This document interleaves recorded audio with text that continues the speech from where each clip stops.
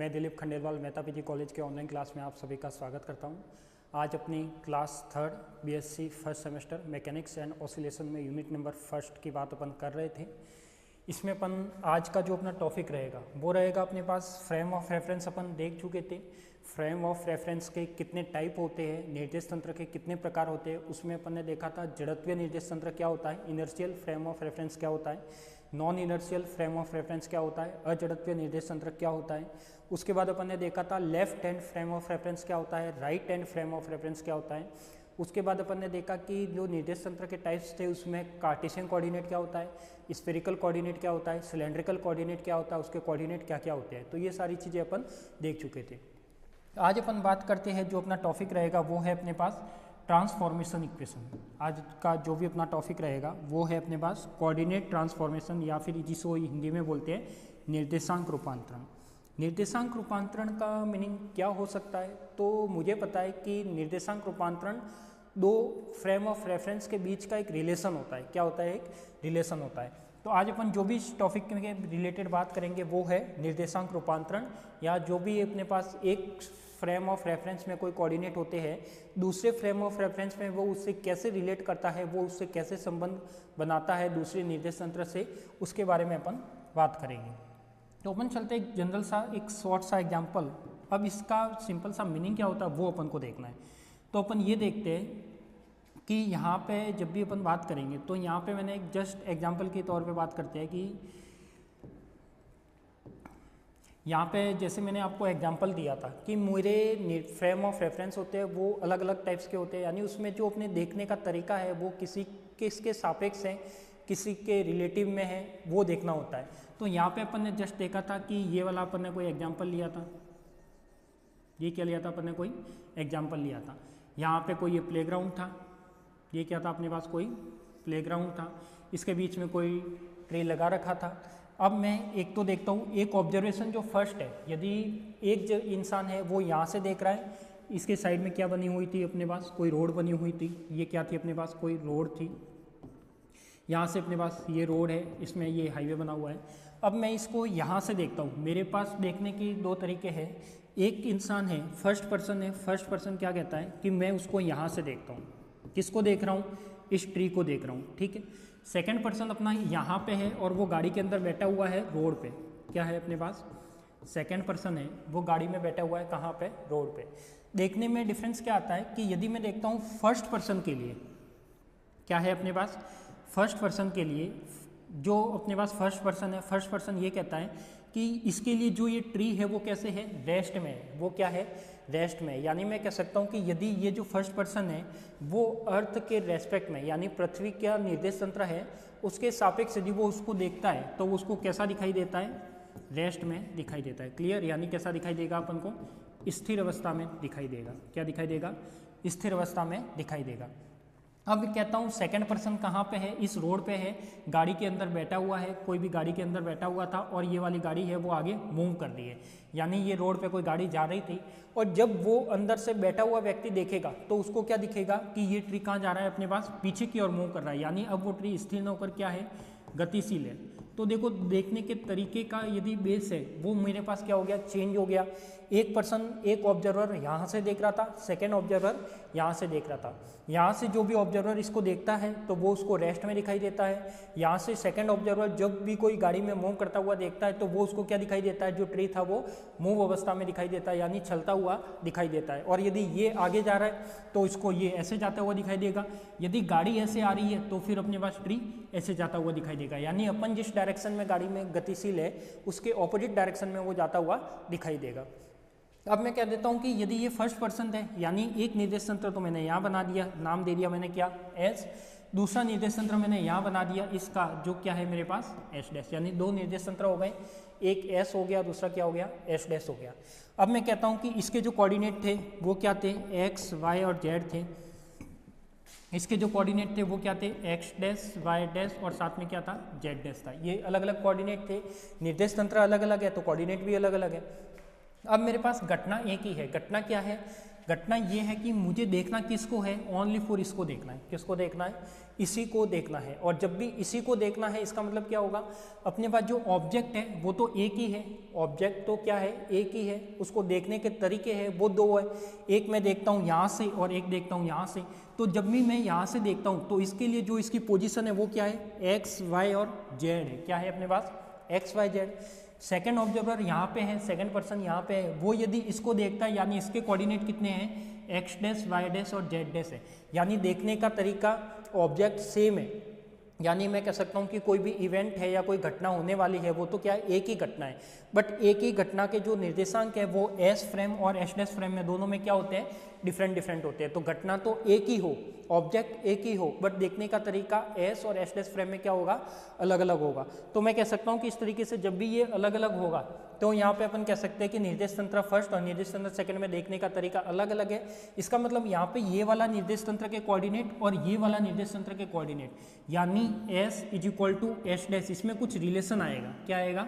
Relation आएगा। अब relation में जैसे मैंने कह दिया कि एस डैश में coordinate X dash, Y dash और जेड डैश है और इसके कोऑर्डिनेट है एक्स, वाई और जेड है।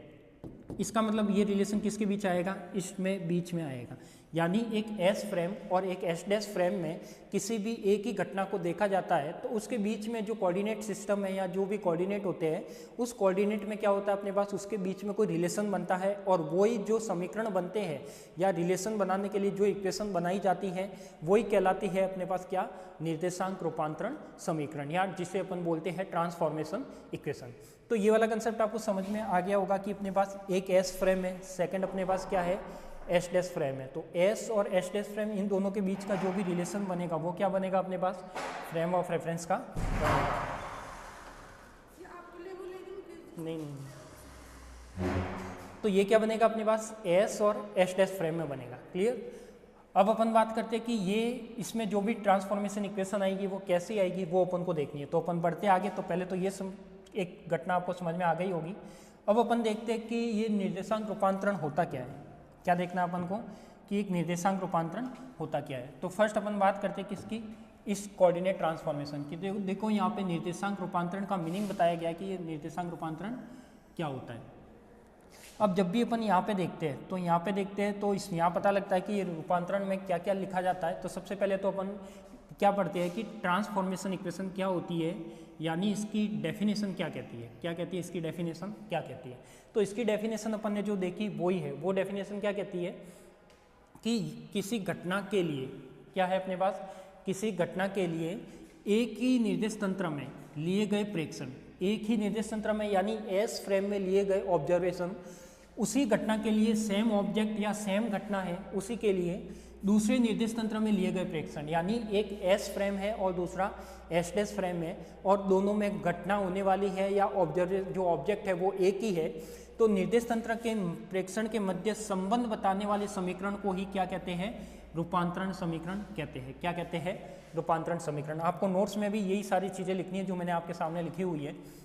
तो अपन इंग्लिश में लिखा हुआ है कि the equation that describes the relationship between the observation taken in one frame of reference, यानी वन फ्रेम ऑफ रेफरेंस में जो भी ऑब्जर्वेशन होगा उसी इवेंट का an event and observation of the same event, same event यानी उसी घटने की बात कर रहे हैं। अनदर फ्रेम ऑफ रेफरेंस, जो अपने पास अनदर फ्रेम ऑफ रेफरेंस है वो क्या है? एस डैश है। इज कॉल्ड क्या होगा? Transformation equation. यानी एक ही घटना का एक फ्रेम से दूसरे फ्रेम में संबंध बताया जाए तो वही क्या होगा? इसका रूपांतरण समीकरण होगा। फिर अपन बात करते हैं, सेकंड लिखा है कि जब भी कोई निर्देश तंत्र होते हैं तो मैं कह सकता हूँ कि कई बार अपने पास इक्वेशन ऐसी आएगी जो टाइम डिपेंडेंट होगी, यानी एक निर्देश तंत्र दूसरे के रेस्पेक्ट में यदि वो मूव करता है तो हो सकता है वो टाइम डिपेंडेंट हो सकता है वो टाइम इंडिपेंडेंट हो। तो आगे अपन उसी की बात कर रहे हैं कि यदि निर्देश तंत्र के मध्य कोई आपेक्षिक गति नहीं होती है, कोई आपेक्षिक गति नहीं होती, इसका मतलब क्या है कि दोनों निर्देश तंत्र एस और एस डैश फ्रेम है वो एक कांस्टेंट डिस्टेंस पर स्थित है। क्या है अपने पास? कांस्टेंट डिस्टेंस पर स्थित है, यानी वो एक दूसरे के रेस्पेक्ट में गतिशील नहीं है। वो केवल कहाँ है? एक फ्रेम यहाँ है तो दूसरा फ्रेम इसी तरीके से है, यानी एक कांस्टेंट डिस्टेंस पर स्थिर है। इसलिए वो कह रहा है कि इसके बीच में कोई आपेक्षिक गति नहीं होती, कोई भी रिलेटिव मोशन नहीं होता। और केवल स्थानांतरण अथवा नियत कोण से घूर्णन होता है। अब स्थानांतरण का मतलब क्या है या नियत कोण से घूर्णन का मतलब क्या है, मैंने बताया था कि यदि कोई भी पार्टिकल एक कांस्टेंट वेलोसिटी से मूव करता है तो वो गति त्वरित थोड़ी ना कहलाती है। त्वरित तो क्या होता है, जब एक ही वैल्यू मिले बट वहाँ पे कांस्टेंट वेलोसिटी है, इसका मतलब उसका त्वरण कितना आता है, 0 आता है। तो यहाँ पे भी कोई ऐसी चीज़ है कि केवल स्थानांतरण अथवा नियत कोण से क्या होता है, घूर्णन होता है। नियत कोण का मतलब है कि जैसे अर्थ रोटेट कर रही है तो उसके एक घूमने की वेलोसिटी है वो फिक्स होती है, एंगुलर वेलोसिटी फिक्स है, तो मैं कह सकता हूँ कि एक नियत कोण से वो क्या कर रहा है, घूर्णन कर रहा है। और नियत कोण से घूर्णन कर रहा है इसका मतलब वो क्या होना चाहिए अपने पास, क्या बताएगा कि रूपांतरण समीकरण समय अनाश्रित होता है, यानी ये टाइम पर डिपेंड नहीं करता है। तो यहाँ पे मैं कह सकता हूँ कि जब भी दो फ्रेम एक दूसरे के रिलेटिव नहीं होते या एक दूसरे के रिलेटिव में व्यक्त नहीं होते या एक दूसरे के मध्य संबंध नहीं बताते, या फिर मैं कह सकता हूँ कि दो निर्देश तंत्र थे, दोनों ही क्या थे अपने पास, एक रेस्ट पोजीशन पे थे, उनके बीच एक फिक्स कांस्टेंट क्या थी, डिस्टेंस थी, तो मैं कह सकता हूँ कि वो क्या होगा अपने पास, टाइम इंडिपेंडेंट होगा। तो यहाँ पे भी अपन ने वही लिखा है, there is no relative motion, कोई भी रिलेटिव मोशन नहीं होता एक दूसरे के रेस्पेक्ट में, between the frame of reference and only translation और रोटेशनल मोशन, या फिर कोई एंगुलर वेलोसिटी से क्या करता है, कोई रोटेशनल मोशन करता है, फिक्स्ड एंगल से करता है, तो then the transformation equation is क्या होती है, टाइम इंडिपेंडेंट होती है। तो उस ट्रांसफॉर्मेशन इक्वेशन को अपन क्या मानते हैं, टाइम इंडिपेंडेंट मानते हैं। फिर अपन बात करते हैं थर्ड पॉइंट, यदि मैं कहता हूं कि एक फ्रेम ऑफ रेफरेंस, दो फ्रेम ऑफ रेफरेंस थे, एक इनिशियल पॉइंट पर दोनों स्थित थे, यानी एक फ्रेम ऑफ रेफरेंस यहाँ है और दूसरा फ्रेम ऑफ रेफरेंस भी क्या है, यहाँ है। अब मैं कहता हूं कि यदि एक फ्रेम ऑफ रेफरेंस कुछ टाइम बाद मूव करना स्टार्ट करता है, जब भी वो मूव करना स्टार्ट करता है तो ये वाला जो फ्रेम ऑफ रेफरेंस है वो कुछ टाइम बाद कहाँ आ गया, ऐसे चलकर यहाँ पे आ गया, यानी एक फ्रेम ऑफ रेफरेंस तो यहीं पर रह गया, यानी एस और एस डैश पहले क्या थे, इनिशियल टाइम में दोनों एक दूसरे पर इनिशियल टाइम सेम था, बट कुछ टाइम बाद जो सेकंड फ्रेम ऑफ रेफरेंस है वो चलकर कहाँ आ गया, आगे आ गया, यानी उसके बीच में ये जो एस डैश फ्रेम है वो एस के रेस्पेक्ट में आगे मूव करके गया है। इसका मतलब मैं कह सकता हूँ कि वो क्या होना चाहिए, टाइम डिपेंडेंट होना चाहिए। तो यहाँ से लिख सकते हैं कि there is any relative motion, कोई भी रिलेटिव मोशन होगा between the frame of reference then the transformation equation is time independent. तो जब भी मैं कहता हूँ कि किसी भी निर्देश तंत्र के मध्य कोई आपेक्षिक गति होती है, किसी के रेस्पेक्ट में गति होती है, तो वो रूपांतरण समीकरण क्या कहलाएगा, समय आश्रित कहलाएगा, क्या कहलाएगा, टाइम डिपेंडेंट कहलाएगा। तो इसमें आपको यही चीज़ें ध्यान रखनी है क्या, कि निर्देशांक रूपांतरण समीकरण क्या होता है, तो एक ही घटना के दो निर्देश तंत्र से ऑब्जर्वेशन लिए जाए और उसके बीच में संबंध बताया जाए तो वो क्या होता है, रूपांतरण समीकरण होता है या निर्देशांक रूपांतरण समीकरण होता है। सेकेंड चीज कहती है कि यदि दो निर्देश तंत्र एक दूसरे के रेस्पेक्ट में गति नहीं करते, यानी उसके बीच में कोई आपेक्षिक गति नहीं होती, तो उसकी जो भी ट्रांसफॉर्मेशन इक्वेशन होगी वो क्या होगी, टाइम इंडिपेंडेंट होगी। यदि वो निर्देश तंत्र एक दूसरे के रेस्पेक्ट में गतिशील है, मूव करते हैं किसी के रेस्पेक्ट में, तो वो क्या होगा, टाइम डिपेंडेंट होगा। ठीक है, तो ये चीज़ आपको क्लियर होगी। तो ये जो सारा कंसेप्ट है वो किसका है, ट्रांसफॉर्मेशन इक्वेशन का है, निर्देशांक रूपांतरण का है। फिर बढ़ते आगे, अब इसमें अपन को एक डायग्राम भी बनाना है। देखो यहाँ पे अपन ने लिखा है कि एक फर्स्ट पॉइंट है, स्थानांतरित निर्देश तंत्र के लिए रूपांतरण समीकरण। स्थानांतरित का मतलब क्या होता है कि दो निर्देश तंत्र हैं और दोनों ही निर्देश तंत्र एक दूसरे से फिक्स कांस्टेंट दूरी पर क्या है, स्थित है। तो यहाँ पे अपन एक निर्देश तंत्र का डायग्राम ड्रॉ करेंगे, उस डायग्राम में क्या होगा अपने पास वो देखना है। तो यहाँ पे अपन देखते हैं कि कोई भी निर्देश तंत्र ड्रॉ करना है, तो उस निर्देश तंत्र को ड्रॉ करने के लिए अपन यहाँ पे क्या करेंगे, डायग्राम की हेल्प लेंगे। तो फर्स्ट देखते हैं अपन क्या अपन निर्देश तंत्र को ड्रॉ करते हैं कि निर्देश तंत्र कैसे बनेगा। तो देखो यहाँ पे जो भी डायग्राम बनेगा वो क्या बनेगा, फर्स्ट तो मैं लेता हूँ कि मुझे क्या लेना है, दो निर्देश तंत्र लेने, एक एस फ्रेम और दूसरा एस डैश फ्रेम। तो यहाँ पे मैं दो निर्देश तंत्र ले लेता हूँ, एक तो ले लिया मैंने क्या, एस फ्रेम, और दूसरा मैंने क्या ले लिया, ये हो गया अपने पास वाई फ्रेम। ठीक है, अब यहाँ पे एक एक्स एक्सिस है, एक क्या है, ये तो अपना क्या हो गया एक्स एक्सिस, और ये क्या हो गया वाई एक्सिस, और तीसरा होता है अपने पास क्या, जेड एक्सिस। तो तीसरा अपन ने ये ले लिया कि ये क्या है अपना जेड एक्सिस है, ये जेड एक्सिस, ये क्या हो जाएगा जेड एक्सिस। अब मैं कहता हूँ कि जो निर्देश तंत्र था उसमें क्या है अपने पास, दो निर्देश तंत्र लेने हैं, तो एक निर्देश तंत्र और लेना है। तो ये तो था मेरे पास एस, और दूसरा मैं ले लेता हूँ क्या, वाई।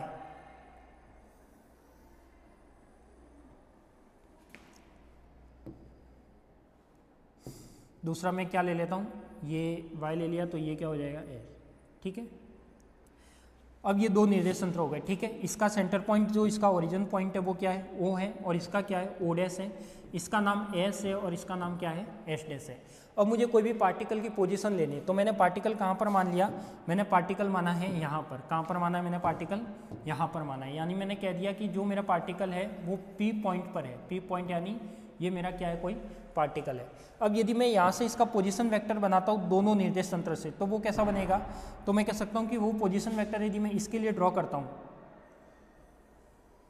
तो ये हो जाएगा। और इसकी डिस्टेंस में मान लेता हूँ कि यदि एस फ्रेम से पी पार्टिकल का जो मैंने निर्देश तंत्र या जो पोजीशन वेक्टर बनाया है वो कितना है मेरे पास, एक तरीके से उसको मैं लिख सकता हूँ क्या, आर वेक्टर। यानी एस फ्रेम में पी पॉइंट का जो स्थिति सदिश होगा वो क्या होगा अपने पास, आर वेक्टर होगा। क्लियर। ऐसे यदि मेरे पास दूसरा है वो क्या है, एस डैश फ्रेम से पी पॉइंट का स्थिति सदिश बनाना है, तो वो क्या होगा मेरे पास, ये वाला हो जाएगा क्या, ये हो जाएगा अपने पास क्या, आर डैश। ये वाला जो अपने पास टर्म आएगी वो क्या आ जाएगी अपने पास, आर डैश आ जाएगी। क्लियर।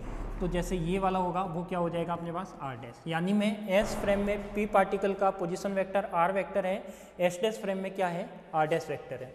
अब इसके बीच में कोई ना कोई डिस्टेंस भी होगी, क्या होगी, कोई ना कोई डिस्टेंस भी होगी। तो मैं कह सकता हूँ कि इसमें कोई ना कोई डिस्टेंस होगी, तो ये डिस्टेंस कितनी होगी, तो यहाँ से मैं लिख सकता हूँ कि ये डिस्टेंस कितनी होनी चाहिए। तो इन दोनों के बीच में कोई डिस्टेंस मानते हैं, तो ये क्या हो जाएगी अपने पास, ये क्या हो जाएगी अपने पास, ये देख लेना कि ये इसका ओरिजिन पॉइंट है, ये सारे जो पॉइंट है वो एक ओरिजिन पॉइंट पे ही मिलते हैं, ठीक है। तो यहाँ पे क्या हो जाएगा अपने पास कि देखो अपन ने डायग्राम ड्रॉ कर लिया। इस डायग्राम में अपन ने ये माना है कि एक एस फ्रेम है और एक एस डैश है, दोनों ही एक स्थिर पोजीशन में स्थित है। कोई पॉइंट पी था, यानी पॉइंट पी यानी ऑब्जेक्ट एक ही होना चाहिए, तो ये अपना क्या था, कोई पॉइंट पी था। ये क्या था अपने पास, कोई पॉइंट क्या था, कोई ऑब्जर्वेशन था या कोई ऑब्जेक्ट था, वो क्या था, पी था।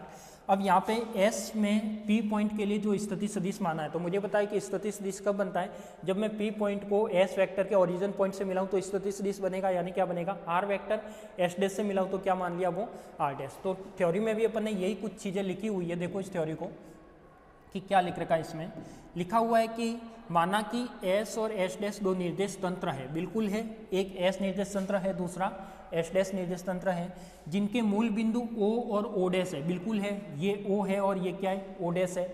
फिर वो कह रहा है कि मूल बिंदु पर प्रेक्षक स्थित है, मूल बिंदु पर प्रेक्षक स्थित है, यानी मेरे पास दो ऑब्जर्वर है, एक तो यहाँ पे है और एक यहाँ पे है, तो दो ऑब्जर्वर है, एक यहाँ पे और एक यहाँ पे। तो मैं कह सकता हूँ कि मूल बिंदु पर प्रेक्षक स्थित है, O और O डैश के मध्य विस्थापन क्या है, वो R0 है। इस R0 को ऐसे न लिखकर आप ऐसे लिखना, क्या है ये, R0 है। यानी मैं कह सकता हूँ O और O डैश के बीच में जो डिस्प्लेसमेंट है वो कितना है, R0 है। कितना है, R0। यानी ये वाला एक जो R0 है वो क्या है, कॉन्स्टेंट है, यानी फिक्स है। यानी मैं कह सकता हूँ कि ये R0 क्या है, फिक्स है। तो यहाँ पे लिखा है कि किसी कण P का निर्देश तंत्र S में स्थिति सदिश क्या होगा अपने पास, R वेक्टर होगा। तो ये अपन ने R वेक्टर बना ही लिया है।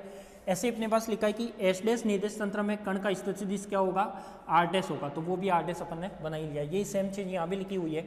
Let S and S dash भी टू कोऑर्डिनेट सिस्टम है, यहाँ पे S और S डैश, उसके ओरिजिन पॉइंट है वो O और O डैश है। Observation are located at the origin, observer जो भी है वो O और O डैश पर है।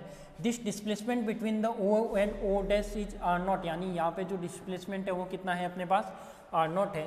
The position vector of A particle P in the reference of frame R vector and S dash में है वो क्या है अपने पास, R डैश। तो ये थ्योरी आपको क्या करनी है, लिखनी है। क्लियर। तो ये डायग्राम सभी को क्लियर होगा। अब इसके अकॉर्डिंग मैं ट्रांसफॉर्मेशन इक्वेशन बनाऊंगा, तो वो इक्वेशन कैसे बनेगी वो देखो। यहाँ पे O से P, यहाँ पे क्या है अपने पास, O से P वेक्टर है वो कितना है, R वेक्टर है। ऐसे ही अपने पास O डैश से P है वो कितना है, R डैश वेक्टर है। और O से O डैश का जो डिस्प्लेसमेंट है वो कितना है, R0 है। और ये क्या अपने पास एक कांस्टेंट है, ये क्या है अपने पास एक कांस्टेंट है। क्लियर। तो मैं कह सकता हूँ कि ये वाला है वो क्या होगा अपने पास, कांस्टेंट होगा। अब मैं बात करता हूँ O और O डैश की, तो यहाँ पे देखो एक सदिश त्रिभुज नियम लग रहा है, यानी वेक्टर ट्राइंगल लॉ लग रहा है। वेक्टर ट्राइंगल लॉ क्या कहता है, आपने 12वीं क्लास में पढ़ रखा है या 11वीं या 12वीं में, कि जब भी मैं डायरेक्शन के साथ चलता हूँ, एक ट्राइंगल बन रहा है O P और O डैश बन रहा है ट्राइंगल, तो यहाँ पे मैं वेक्टर ट्राइंगल लॉ लगा सकता हूँ। यदि मैं डायरेक्शन के साथ चलूँगा, यानी O से P चलूँगा, फिर P से O डैश आऊँगा और O डैश से O आऊँगा, ऐसे चलूँगा। या फिर आप ऐसे चलो O से O डैश से P, डायरेक्शन के साथ चलूँगा तो टर्म प्लस में आएगी, डायरेक्शन यदि मेरे से आके सामने से टक्कर करती है तो वो क्या आएगी, माइनस में आएगी। तो यहाँ पे मैं लिख सकता हूँ कि इस डायरेक्शन की ट्रांसफॉर्मेशन इक्वेशन क्या आएगी, मैं इक्वेशन लिख देता हूँ यहाँ पे कि जो भी ट्रांसफॉर्मेशन इक्वेशन आएगी वो क्या आएगी। देखो सबसे पहले O से P जाओगे तो कहाँ आएगा, O से P, फिर क्या है अपने पास, यहाँ से मैं चला था डायरेक्शन के साथ चला था, अब आगे डायरेक्शन मेरे से टक्कर कर रही है यानी O डैश से P क्या है, माइनस में आ जाएगा O डैश P। यदि मैं यहाँ से वापस यहाँ आऊँगा तो भी डायरेक्शन मेरे से टक्कर करेगी तो क्या हो जाएगा, O dash is equal to कितना हो जाएगा, 0।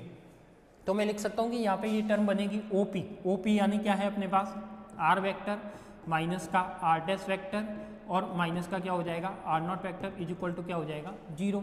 अब यदि मैं इसको रिलेशन को उधर ले जाके लिखूं यानी ये वाली टर्म क्या आ जाएगी अपने पास, यहाँ से जो भी मुझे ट्रांसफॉर्मेशन इक्वेशन निकालनी है और ट्रांसफॉर्मेशन इक्वेशन क्या होगी, एस डैश और एस के बीच का जो रिलेशन होगा वही ट्रांसफॉर्मेशन इक्वेशन कहलाएगी। तो मैं लिख सकता हूँ कि यहाँ पे क्या आ जाएगा अपने पास आर डैश, तो इधर आर डैश को उधर भेज दो तो R dash is equal to क्या हो जाएगा अपने पास आर माइनस का R0, यानी ये वाली क्या हो जाएगी एक तरीके से ट्रांसफॉर्मेशन इक्वेशन हो जाएगी, क्या हो जाएगी अपने पास ट्रांसफॉर्मेशन इक्वेशन हो जाएगी। ठीक है, तो यहाँ से मैं कह सकता हूँ कि यदि ट्रांसफॉर्मेशन इक्वेशन है तो वो क्या हो जाएगी अपने पास।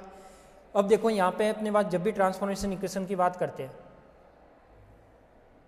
क्या आई ट्रांसफॉर्मेशन इक्वेशन, यहाँ पे अपने पास जो भी इक्वेशन आई है वो क्या आई, R dash R vector minus R0 क्या आई अपने पास, R dash is equal to कौन सा सदिश त्रिभुज नियम लगाया है, तो मैं यहाँ पे लिख सकता हूँ सदिश त्रिभुज नियम से यानी वेक्टर ट्राइंगल लॉ से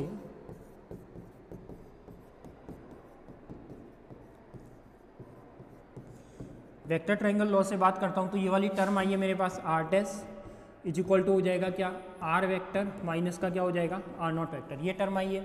अब ये तो क्या कहलाती है, स्थिति रूपांतरण समीकरण कहलाती है, ये वाली जो टर्म है वो क्या कहलाएगी, स्थिति रूपांतरण समीकरण कहलाएगी। तो मैं कह सकता हूँ कि ये वाली जो रूपांतरण समीकरण है वो कौन सी है, स्थिति रूपांतरण समीकरण, कौन सी है, स्थिति रूपांतरण समीकरण। तो ये तो क्या हो जाएगी स्थिति रूपांतरण समीकरण। अब मैं क्या करता हूँ, इसी का यदि टाइम के रेस्पेक्ट में क्या करता हूँ, डेरिवेटिव करता हूँ, क्या करता हूँ, ये क्या कहलाती है, पोजीशन ट्रांसफॉर्मेशन इक्वेशन कहलाती है। यदि मैं टाइम के रेस्पेक्ट में इसी का डेरिवेटिव करता हूँ, क्या करता हूँ, टाइम का डेरिवेटिव यानी एक बार टी के रेस्पेक्ट में अवकलन करने पर, यानी ये क्या हो जाएगा डी आर डैश अपॉन में क्या हो जाएगा D T is equal to हो जाएगा डी आर अपॉन में क्या हो जाएगा डी टी माइनस का हो जाएगा डी आर नॉट अपॉन में डी टी। अब मुझे पता है कि ये जो आर नॉट था वो एक कांस्टेंट डिस्टेंस थी, यानी ये वैल्यू क्या थी अपने पास, एक कांस्टेंट थी, यानी मैं लिख सकता हूँ कि ये क्या हो जाएगा डी आर डैश, यानी इसको मैं वी डैश वेक्टर लिख सकता हूँ, इसको मैं v लिख सकता हूँ, माइनस का क्या हो जाएगा 0, यानी v dash is equal to क्या हो जाएगा v हो जाएगा। क्लियर। तो देखो स्थिति रूपांतरण समीकरण देखी तो यहाँ पे ये रूपांतरण समीकरण क्या थी, r dash is equal to position vector r में कुछ प्लस माइनस होना है, यानी ये r डैश तो क्या है s डैश फ्रेम में p पॉइंट का पोजीशन वेक्टर है, r वेक्टर क्या है s फ्रेम में p पॉइंट का पोजीशन वेक्टर है, और r0 क्या है यहाँ पे दोनों के बीच की एक कांस्टेंट डिस्टेंस है। तो यहाँ पे स्थिति रूपांतरण समीकरण आ रही थी वो ये थी कि जो एस डैश का रिलेशन एस के साथ है बट उसमें कुछ प्लस माइनस हो रहा है। क्लियर। यदि मैं उसका वेलोसिटी निकालता हूँ, यानी ये क्या कहलाएगी अपने पास वेलोसिटी ट्रांसफॉर्मेशन इक्वेशन, या क्या कहलाएगी वेग रूपांतरण समीकरण, क्या कहलाएगी वेग रूपांतरण समीकरण, यानी वेलोसिटी ट्रांसफॉर्मेशन इक्वेशन। और ये क्या होगी, यदि मैंने टाइम के रेस्पेक्ट में डेरिवेटिव किया R0 की वैल्यू की वजह से ये क्या आ गया 0 आ गया, यानी v dash is equal to v, यानी यहाँ पे क्या पता लगता है v इज इक्वल टू क्या है अपने पास v डैश है, यानी s डैश फ्रेम में पार्टिकल की वेलोसिटी v डैश है और s फ्रेम में पार्टिकल की वेलोसिटी v है। इसका मतलब मैं कह सकता हूँ ये भी दोनों क्या होती है वेक्टर क्वांटिटी होती है। तो ये भी क्या आएगा अपने पास एक तरीके से रूपांतरण समीकरण होगा, कौन सा वेग रूपांतरण समीकरण। एक बार और डेरिवेटिव करूंगा डी वी अपॉन में D T is equal to क्या हो जाएगा डी वी डैश अपॉन में डी टी, तो ये भी क्या बनेगा अपने पास A is equal to A dash. यानी मैं कह सकता हूँ कि वेलोसिटी और त्वरण रूपांतरण समीकरण में दोनों एस फ्रेम में और एस डैश फ्रेम में दोनों ही एक जैसी है, परंतु पोजीशन स्थिति रूपांतरण समीकरण है उसमें दोनों की पोजीशन एक जैसी नहीं है, यानी उसमें दोनों की पोजीशन क्या है अपने पास, इसमें दोनों की पोजीशन क्या है अपने पास अलग अलग है। तो मैं कह सकता हूँ कि वेलोसिटी और ए में तो क्या है चेंजेज है, बाकी आर अपना क्या है अलग है। ठीक है। अब नेक्स्ट बात करते हैं अपन यहाँ पे अपन ने उसी का रिजल्ट लिखा है जो अपन ने लिखा था। तो इसमें देखो जो स्थिति रूपांतरण समीकरण आई थी वो क्या आई अपने पास, R dash vector is equal to R minus का आर नॉट वेक्टर आया था। ये तो क्या थी, स्थिति रूपांतरण समीकरण। यदि वेलोसिटी रूपांतरण निकाली तो वो क्या आया, V dash is equal to V, एक बार टाइम के रेस्पेक्ट में डेरिवेटिव किया तो ये आया। ऐसे अपने पास त्वरण निकाला तो ए डैश इज इक्वल टू क्या आया, ए आया। यानी मैं कह सकता हूँ कि ये क्या है अपने पास, त्वरण रूपांतरण समीकरण है। ऐसे यदि मैं कहता हूँ कि F is equal to M A से फोर्स निकालता हूँ तो फोर्स क्या कर लो, एम से मल्टीप्लाई कर लो, तो M A dash is equal to M A, तो ये क्या हो जाएगा अपने पास, फोर्स हो जाएगा। ठीक है, M A dash is equal to M A, यानी ये क्या हो गया अपने पास, F dash is equal to F हो जाएगा। क्लियर। तो यहाँ से मैं लिख सकता हूँ कि केवल इसमें एक ही रूपांतरण समीकरण, यदि आप मोमेंटम निकालना चाहो तो इसको एम से मल्टीप्लाई कर लो तो M V dash is equal to क्या हो जाएगा, एम वी, यानी ये क्या हो जाएगा, P dash is equal to P. तो यहाँ पे देखो जितनी भी रूपांतरण समीकरण आ रही है उस रूपांतरण समीकरण में एक पोजीशन ही ऐसी रूपांतरण समीकरण है जिसमें कुछ प्लस माइनस हो रहा है। बाकी चाहे वेलोसिटी ले लो, एक्सेलरेशन ले लो, फोर्स ले लो या मोमेंटम ले लो, इन सारों में कोई भी चेंज नहीं होगा, यानी पार्टिकल जैसा था वैसा ही दिखाई देगा। यानी एस फ्रेम में पार्टिकल की वेलोसिटी हो चाहे एस डैश फ्रेम में पार्टिकल की वेलोसिटी हो, दोनों क्या दिखाई देगी, एक जैसी दिखाई देगी, इक्वल दिखाई देगी। परंतु यहाँ पे जो पोजीशन है वो दोनों की क्या होगी, अलग अलग होगी। यानी एक ही पार्टिकल को मैं एस से देखूँ और एस डैश के ओरिजिन पॉइंट से देखूँ तो दोनों की पोजीशन क्या मिलेगी, अलग मिलेगी। तो इसी का रिजल्ट निकाय देखो यहाँ पे, केवल स्थानांतरित निर्देश तंत्र में एस डैश में कण की स्थिति भिन्न भिन्न होती है परंतु उसका वेग और त्वरण निर्देश तंत्र में मापित मानों के समान होगा। क्या लिखा है, केवल स्थानांतरित निर्देश तंत्र में एस और एस डैश में कण की स्थिति भिन्न होती है। स्थिति भिन्न यानी पोजीशन दोनों में क्या मिल रही है, अलग अलग मिल रही है। तो उसी का अपन को रिजल्ट लिखना है कि एस और एस डैश में जो पोजीशन है वो क्या होगी, डिफरेंट होगी। और आगे अपन ने लिखा है कि उसका वेलोसिटी, वेग और त्वरण क्या होगा अपने पास, सेम होगा। तो देखो यहाँ पे वेलोसिटी, एक्सेलरेशन, फोर्स, मोमेंटम, ये सारा क्या है, सेम है। यानी एक पोजीशन चेंज होती है, बाकी सब कुछ क्या रहता है, एस और एस डैश में सेम रहता है। क्लियर। और ये वाली जो रूपांतरण समीकरण है वो क्या कहलाती है, टाइम इंडिपेंडेंट कहलाती है। क्यों, क्योंकि अपने पास आर नॉट क्या था, कांस्टेंट था। यानी दोनों पोजीशन वेक्टर के बीच की जो डिस्टेंस थी आर नॉट वो क्या थी, कांस्टेंट थी। तो ये तो अपन ने बात की कि जब भी कोई दो निर्देश तंत्र एक ही बिंदु पर स्थिर है और दोनों के बीच में कुछ कांस्टेंट डिस्टेंस है तो अपने पास रूपांतरण समीकरण ये आती हैं। और ये कंसेप्ट आपको पूरा लिखना है। इसमें भी यही लिखा हुआ है, only in the shifted reference frame the position of the particle S dash will be transmitted differentially but its velocity and acceleration with the same measure the reference of frame S. यानी velocity और जो भी acceleration आएगा वो दोनों का same आएगा S और एस डैश फ्रेम में, पोजीशन डिफरेंट रहेगी। ठीक है। ऐसे ही ट्रांसफॉर्मेशन इक्वेशन है वो क्या होती है, ये टाइम इंडिपेंडेंट कहलाती है। यानी टाइम पर इसकी कोई भी डिपेंडेंसी नहीं है। यदि एक निर्देश तंत्र दूसरे निर्देश तंत्र के रेस्पेक्ट में मूव करता तो फिर अपने पास क्या आता, वो आता टाइम डिपेंडेंट आता। ठीक है। तो ये तो किसकी बात की कि जब भी दो निर्देश तंत्र एक दूसरे के रेस्पेक्ट में मूव नहीं कर रहे थे तो उसकी position vector, force, velocity, acceleration, momentum क्या क्या आएगा। अब अपन बात करते हैं नेक्स्ट की। नेक्स्ट में दूसरा केस है और वो केस ये है, एक समान आपेक्षिक स्थानांतरण गति करते हुए निर्देश तंत्र में रूपांतरण समीकरण। यानी दो फ्रेम ऑफ रेफरेंस है और वो एक दूसरे के रेस्पेक्ट में क्या कर रहे हैं, मूव कर रहे हैं। तो अपन को वापस एक फ्रेम ऑफ रेफरेंस ड्रॉ करना होगा। तो यहाँ पे देखो एक फ्रेम ऑफ रेफरेंस तो ये ले लिया, फिर अपन ने दूसरा फ्रेम ऑफ रेफरेंस ये ले लिया, दूसरा फ्रेम ऑफ रेफरेंस ये ले लिया। ठीक है। इसमें जो पोजीशन दूसरा फ्रेम ऑफ रेफरेंस ये तो लिया मैंने, क्या इसका नाम दे दिया एस। क्या नाम दे दिया, एस। दूसरा लेना अपन को एस डैश, तो ये मैंने ले लिया ये। लाइन थोड़ी ऊपर नीचे हो तो वो देख लेना आप। ठीक है। दूसरा मैंने ले लिया क्या, एस डैश।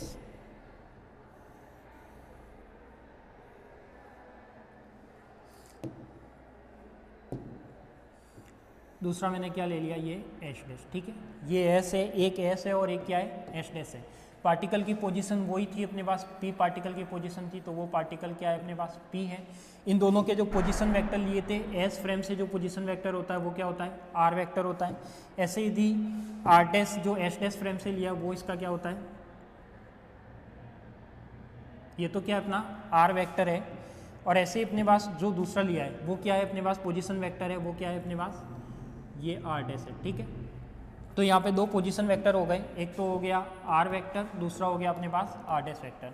अब इन दोनों के बीच की जो डिस्टेंस है वो कांस्टेंट नहीं है, वो क्या कह रहा है, एक स्थानांतरित गति करते हुए निर्देश तंत्र में रूपांतरण समीकरण, यानी दोनों निर्देश तंत्र थे स्टार्टिंग में एक दूसरे के ऊपर थे, यानी इसका इनिशियल पॉइंट ओ, ये इसका जेड एक्सिस बना दो, इसका भी जेड एक्सिस बना दो। तो यहाँ पे जो था वो जेड था और यहाँ पे भी क्या है, जेड है। तो यहाँ पे मैं लिख सकता हूँ कि जो जेड और जेड है ये जेड डैश हो जाएगा, एक तरीके से एक्सिस हो जाएगा। यहाँ पे देखो ये एक्स, ये वाई, ये जेड, ये हो जाएगा एक्स डैश, ये वाई डैश और ये क्या हो जाएगा, जेड डैश। अब यहाँ पे इसके दोनों के बीच का जो डिस्टेंस है वो दोनों निर्देश तंत्र एक दूसरे के ऊपर थे, कुछ टाइम बाद एक निर्देश तंत्र इस टाइप से गति कर गया, यानी एस डैश फ्रेम एस के रेस्पेक्ट में वी वेलोसिटी से मूव कर गया। यानी जब भी वो वी वेलोसिटी से मूव करता है, इसका मतलब मैंने क्या माना कि कोई एस डैश निर्देश तंत्र है, एस डैश है, वो एस के सापेक्ष वी वेग से, यानी वी वेलोसिटी से, वी वेग से टी समय में गति करता है। क्या करता है, टी समय में गति करता है। तो उसकी दूरी कैसे निकालोगे, मतलब ये जब इनिशियल पॉइंट ओ और ओ डैश पहले क्या थे, एक ही पॉइंट पर थे, अब दोनों क्या हो गए, डिफरेंट हो गए, यानी एक निर्देश तंत्र कुछ दूरी चलकर आगे चला गया, यानी ओ और ओ डैश जो इनिशियल पॉइंट पर थे अब वो इनिशियल पॉइंट पर नहीं रहे। तो उसकी डिस्टेंस क्या आ जाएगी, तो ये वाली जो डिस्टेंस आएगी, ये वाली, ये क्या हो जाएगी अपने पास। तो ये मुझे पता है कि ये वैसे होता तो क्या, इसका डिस्प्लेसमेंट होता है कितना, आर नॉट, कितना होता है अपने पास, आर नॉट होता है। तो ये तो मैंने क्या लिख दिया, आर नॉट, ठीक है। अब ये आर नॉट है वो कैसे निकालेंगे, तो यहाँ से मैं निकाल सकता हूँ कि वी वेग से टी समय में वो आगे गया है, इसका मतलब ये आर नॉट की वैल्यू कितनी, वेग इज इक्वल टू दूरी बटा समय होता है, तो वेग दूरी कितनी, समय कितना, यानी यहाँ से मैं वैल्यू निकाल सकता हूँ R not is equal to क्या, वी टी, यानी ये टाइम पर डिपेंड कर रहा है, यानी आर नॉट की जो वैल्यू है वो यहाँ पे क्या हो जाएगी, R not is equal to V और टी हो जाएगा। क्लियर। तो यहाँ से मैं लिख सकता हूँ, तो यहाँ पे मैंने इसी डायग्राम की थ्योरी लिखी हुई है, यदि निर्देश तंत्र एस डैश और निर्देश तंत्र एस के सापेक्ष नियत वेग वी से स्थिति स्थानांतरीय गति करता है, यानी एस डैश फ्रेम एस के सापेक्ष नियत या कांस्टेंट वेलोसिटी वी से मूव करता है, यानी मैं कह सकता हूँ कि इसकी वेलोसिटी क्या है, वी है। तो यहाँ से लिख सकते हैं कि निर्देश तंत्र के अक्ष तो समांतर रहते हैं परंतु स्थिति समय पर निर्भर नहीं रहती, बिल्कुल, क्योंकि अक्ष तो एक दूसरे के पैरेलल ही है, एक्स ऐसा ही है, एक्स डैश भी ऐसा ही है, वाई ऐसा है तो वाई डैश ऐसा है, जेड ऐसा है तो जेड डैश ऐसा है, वो तो समांतर रहेंगे। बट पार्टिकल की पोजीशन चेंज हो गई, क्यों, पहले आर था अब आर डैश है और दोनों के बीच में टाइम के रेस्पेक्ट में क्या आया, कुछ चेंज आया। तो ये चेंज कैसे आएगा, तो इसकी मैं यदि इक्वेशन लिखता हूँ तो वही ट्रांसफॉर्मेशन इक्वेशन पहले कौन सी लिखोगे, पोजीशन की लिखोगे। तो यहाँ पर जो चीज़ लिखी हुई है वो यही है कि if the reference frame S dash move in translation motion with a constant velocity, V velocity से मूव करता है relative to the reference frame S के रेस्पेक्ट में मूव करेगा, then the axis of the frame will remains parallel, और ये position होगी वो क्या होगी, टाइम डिपेंडेंट होगी। क्या होगी, टाइम डिपेंडेंट होगी। तो अपन कह सकते हैं, नेक्स्ट पॉइंट लिखा है, यदि प्रारंभ में t इज इक्वल टू 0 पर दोनों निर्देश तंत्र मूल बिंदु संपाती थे, t इज इक्वल टू 0 पर o और o डैश एक दूसरे के ऊपर थे, अब वो s डैश फ्रेम में वो s के रेस्पेक्ट में थोड़ा सा v वेलोसिटी से आगे बढ़ गया, तो उसकी जो डिस्टेंस आई वो कितनी आई, r नॉट आई, और r not is equal to क्या हो जाएगा, vt, वेग इज इक्वल टू दूरी बटा समय, यानी वेलोसिटी अपॉन में टाइम। तो वेलोसिटी इज इक्वल टू क्या होता है, डिस्टेंस अपॉन में टाइम, तो वो क्या होगी, डिस्टेंस आर नॉट है, टाइम थी था, तो आर नॉट की वैल्यू कितनी, वी टी। अब देखो जो स्थिति रूपांतरण समीकरण आएगी वो क्या आएगी, यहाँ पे देखो यदि मैं लिखता हूँ, अपने पास अभी पहले निकाली थी R is equal to R minus का आर नॉट, ये वाली इक्वेशन निकाली थी, तो ये तो क्या कहलाएगी, अपनी स्थिति रूपांतरण समीकरण कहलाएगी। बट अब यहाँ पर आर नॉट है वो कांस्टेंट नहीं है, उसी तरीके से निकालनी है जो अभी अपन ने पहले निकाली वेक्टर ट्राइंगल लॉ से। तो यहाँ से मैं आपकी बात करता हूँ, यहाँ पे जो भी इक्वेशन आएगी वो क्या आएगी अपने पास, आर नॉट, यहाँ पे जो भी वैल्यू आई वो क्या आई अपने पास, R vector, R dash vector, R vector, और माइनस का क्या था अपने पास, आर नॉट था। अब मुझे पता है कि जो आर नॉट है वो क्या अपने पास, वी टी है, क्या है, आर नॉट है वो क्या है, वी टी है, यानी ये क्या हो जाएगा, R dash is equal to R dash minus का हो जाएगा अपने पास वी टी, ये वाली टर्म हो जाएगी। अब ये तो क्या कहलाएगी, स्थिति रूपांतरण समीकरण कहलाएगी, क्या कहलाएगी, ये तो स्थिति रूपांतरण समीकरण, यानी पोजीशन ट्रांसफॉर्मेशन इक्वेशन, ये तो स्थिति रूपांतरण समीकरण है। यदि मैं इसकी वेलोसिटी निकालूं या वेलोसिटी वाली टर्म निकालूं या वेग रूपांतरण समीकरण निकालूं, तो टाइम के रेस्पेक्ट में डेरिवेटिव करूंगा तो ये क्या हो जाएगा, डी आर डैश अपॉन में D T, is equal to, ये आर डैश नहीं है यहाँ पे, ये वाला है वो आर डैश नहीं है, ये चीज़ ध्यान देना, ठीक है, ये आ रही है। अब यहाँ पे ये क्या हो जाएगा, डी आर अपॉन में डी टी, ये भी पोजीशन वेक्टर है, ये भी पोजीशन वेक्टर है, माइनस का क्या हो जाएगा डी अपॉन में डी टी, और यहाँ पे क्या हो जाएगा वी टी, ये होगा। यानी मुझे पता है कि टी के रेस्पेक्ट में डेरिवेटिव करोगे तो ये क्या बनेगा वी डैश, इसकी इनिशियल वेलोसिटी मान लो क्या यू, माइनस का क्या बनेगा वी। यानी यहाँ पे क्या हो जाएगा, जो वी डैश है वो तो कौन सी वेलोसिटी है, एस डैश फ्रेम में पार्टिकल को जो वेलोसिटी दिखेगी या पार्टिकल की एस डैश फ्रेम से जो वेलोसिटी दिखेगी वो तो वी डैश होगी। u है अपने पास, एस फ्रेम से पार्टिकल की जो वेलोसिटी दिखेगी वो u होगी, और दोनों के बीच में रिलेटिव मोशन हो रहा है, यानी दोनों निर्देश तंत्र टाइम पर डिपेंड कर रहे हैं, कुछ टाइम के बाद एक निर्देश तंत्र आगे बढ़ा है, तो मैं कह सकता हूँ कि यहाँ पर ये टर्म क्या दे देगी अपने पास, t का t के रेस्पेक्ट में डेरिवेटिव होगा तो 1, तो क्या रह जाएगा v। तो यहाँ पे देखो पहले क्या था, स्थिति रूपांतरण समीकरण था, एस डैश की स्थिति, एस की स्थिति, और उसमें कुछ प्लस माइनस हो रहा था, आर नॉट वाली टर्म। यहाँ पे स्थिति रूपांतरण समीकरण से हम वैसे ही है, आर नॉट की जगह क्या आ गया वी टी आ गया, यानी इसमें कुछ प्लस माइनस हो रहा है। अब उसके आगे जब मैंने वेलोसिटी निकाली तो वहाँ पर v और v डैश क्या आए थे, इक्वल आए थे। अब यहाँ पे इक्वल नहीं है, क्यों नहीं है, क्योंकि यहाँ पे एक एक्स्ट्रा टर्म आ रही है ये u माइनस वी या u प्लस वी, जो भी टर्म आएगी, यानी s डैश की वेलोसिटी और s की वेलोसिटी के बीच में भी कुछ रिलेशन बन रहा है, और उसमें वो टर्म है वो कुछ प्लस माइनस हो रही है। यानी मैं कह सकता हूँ कि अब यहाँ पे वेलोसिटी और पोजीशन दोनों ही क्या है, अलग अलग है, यानी s और s डैश फ्रेम में पोजीशन एंड वेलोसिटी दोनों की क्या दिखाई देगी, अलग अलग दिखाई देगी। यदि मैं इसका त्वरण निकालूं, क्या निकालूं, यदि इसका मैं त्वरण निकालूं तो ये क्या हो जाएगा अपने पास, a डैश हो जाएगा, यहाँ पे a हो जाएगा, और इसका मैं डेरिवेटिव करूँ, अब v क्या था, v मुझे पता है कि जहाँ पर v है वो क्या है, यहाँ पे कांस्टेंट है, वो अपन ने अभी क्या माना था, v नियत माना था। यहाँ तो आर नॉट टी था, यहाँ तो क्या था अपने पास R not is equal to V T था, यानी वी टी था, इसलिए टाइम के रेस्पेक्ट में टी का डेरिवेटिव हुआ था। अब यहाँ पे क्या है, वी नियत है, वी नियत है तो ये वाली वैल्यू क्या हो जाएगी 0, यानी इसका त्वरण क्या आएगा, इक्वल आएगा। तो जब भी दो निर्देश तंत्र किसी के रेस्पेक्ट में मूव करेगा तो उसका त्वरण क्या आएगा, बराबर आएगा। ऐसे यदि मैं इसका फोर्स निकालूँ, M A dash is equal to M A, तो वो भी क्या हो जाएगा, F dash is equal to क्या हो जाएगा, एफ हो जाएगा। ऐसे यदि मैं इसकी वेलोसिटी निकालूँ तो क्या करूँ, एम से मल्टीप्लाई कर लूँ, तो ये क्या हो जाएगा, एम वी, v माइनस का क्या हो जाएगा m, ये तो u हो जाएगा और ये u हो जाएगा, यानी मोमेंटम चेंज आएगा, p dash is equal to p minus का हो जाएगा p डबल डैश, यानी ये मोमेंटम भी क्या होगा, कुछ प्लस माइनस होगा। तो इसमें सेम क्या दिखेगा, एक तो मुझे सेम दिखेगा एक्सेलरेशन और एक सेम दिखेगा मुझे फोर्स, और देखो यहाँ पे पोजीशन और वेलोसिटी और मोमेंटम ये सारे क्या दिखेंगे, मुझे डिफरेंट दिखेंगे। तो इसका ही मैंने रिजल्ट लिखा है। इससे स्पष्ट है कि स्थिति और वेग परिवर्तित होते हैं, बिल्कुल होते हैं। स्थिति और वेग में कुछ प्लस माइनस हो रहा है, आर डैश और आर, वी डैश और वी, वो दोनों इक्वल नहीं है। इसका मतलब मैं कह सकता हूँ यहाँ पे कुछ क्या हो रहा है, प्लस माइनस हो रहा है। तो स्थिति और वेग तो परिवर्तित होते हैं, और त्वरण क्या है यहाँ पे, अपरिवर्तित रहता है। यानी त्वरण देखो, त्वरण में कुछ चेंज आया क्या, नहीं आया। जो त्वरण एस फ्रेम में था वो का वही त्वरण एस डैश फ्रेम में है। जो वेलोसिटी एस फ्रेम में थी वो वेलोसिटी एस डैश फ्रेम में नहीं है, एस डैश में उसको क्या होगी, कुछ कम होके दिखाई देगी। तो एस में जो वेलोसिटी थी उससे कुछ वेलोसिटी वो कम होके दिखाई देगी। कितनी कम होगी, कि जो निर्देश तंत्र जिस वेलोसिटी से आगे बढ़ा है उतनी ही क्या होगी, कम होगी। तो मैं कह सकता हूँ कि यहाँ पे त्वरण क्या रहेगा, अपरिवर्तित रहेगा। यानी जो पोजीशन है वो velocity change and acceleration remains unchange. तो एक्सेलरेशन, वेलोसिटी और क्या जो पोजीशन है वो तो चेंज होगी, और एक्सेलरेशन फोर्स चेंज नहीं होंगे। तो यही जो रूपांतरण समीकरण है वो क्या कहलाता है, समय आश्रित रूपांतरण समीकरण कहलाता है। यानी इसमें t की वजह से, v की वजह से कुछ चेंज आया है, यानी निर्देश तंत्र जब वो आगे बढ़ा है तो इसमें कुछ चेंज आया, वो इसी की वजह से आया है। तो मैं कह सकता हूँ कि जब वो ये चेंज आया है तो यही क्या कहलाएगा अपने पास, टाइम डिपेंडेंट रूपांतरण समीकरण कहलाएगा। क्लियर। तो ये अपन ने पढ़े, या दो केस पढ़े अपन ने। दो निर्देश तंत्र जब स्थिर अवस्था में एक दूसरे के ऊपर या एक फिक्स दूरी पर कांस्टेंट डिस्टेंस पर इस तरीके से स्थित थे, तो उसके लिए जो पोजीशन इक्वेशन आती है और जो वेलोसिटी इक्वेशन आती है, तो वहाँ पे लिखते हैं कि स्थिति यानी पोजीशन तो चेंज होगी, दिखाई देगी, और वेलोसिटी एक्सीलरेशन इसी तरीके से रहेगी, वो चेंज नहीं होगी। ऐसे अपने पास यदि दूसरा केस पड़ा है कि जब एक निर्देश तंत्र इस तरीके से आगे बढ़ जाता है तो इसमें स्थिति और वेलोसिटी दोनों ही चेंज होगी, त्वरण चेंज नहीं होगा। तो इससे अपन ने ये दो केस पढ़े हैं और इन दो केसों से कुछ इंपॉर्टेंट रिजल्ट निकाले हैं। तो कैसे निकाले ये आपको समझ में आ गया होगा। ठीक है। तो ये थी आज की अपनी क्लास। इसमें अपन ने 2 केस स्टडी किए।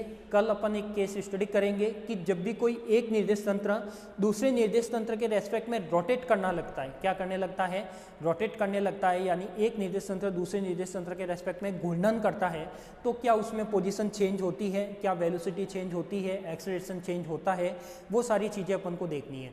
तो आज तो अपन ने यही देखा है कि निर्देश तंत्र जब 2 स्थिर अवस्था में होते हैं तो उसकी स्थिति तो परिवर्तित दिखाई देती है, वेग त्वरण समान दिखाई देता है।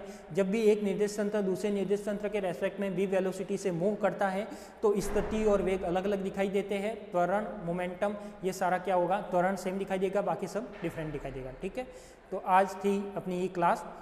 इस क्लास के आपके जो भी नोट्स मटेरियल है, आपको वैसे ही इस क्लास को रेगुलर पढ़ रहे हो तो आप यहाँ से ही प्रॉपर नोट्स बना लो, क्योंकि इस क्लास में हिंदी इंग्लिश दोनों ही लैंग्वेज में नोट्स को प्रोवाइड कराया गया है। जैसे जैसे आप मैंने लिखा है इस स्लाइड के बेस पे इस नोट्स में, वैसे का वैसे आप अपनी कॉपी में नोट्स में लिख सकते हो, और जो मैं बोर्ड पर लिखता हूँ वो आपको 100% लिखना ही है। बाकी आपको कॉलेज की वेबसाइट पर सारे नोट्स है वो अपलोड करा दिए जाएंगे। ठीक है, तो आज के लिए तो इतना ही, मिलते हैं अपन नेक्स्ट क्लास में। Thank you.